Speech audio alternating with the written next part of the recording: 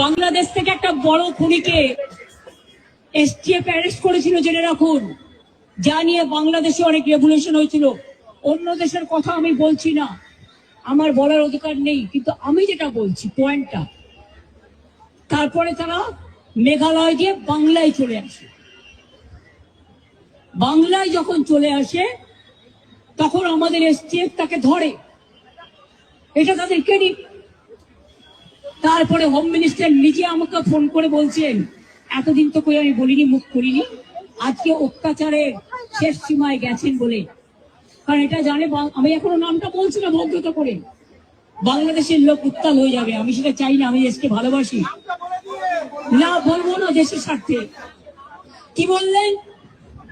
थोड़ा आपको बंगाल पुलिस को बोल दो ये बात बाहर में नहीं कहने के लिए, एक देश के लिए है। কাকে দিয়ে খুন করিয়েছিলেন, কার কার নাম বেরিয়েছিল? আজ গভর্নমেন্ট চেঞ্জ হলেও মনে রাখবেন, আমি তো সবটাই জানি। আমার হৃদয়টাই একটা কথা ভান্ডার, তথ্য ভান্ডার, সত্য ভান্ডার। আমি তো সম্পদের ভয়ে কর্মীদের জলে ভাসিয়ে দিয়ে দল ছেড়ে চলে যাব না। আমার তো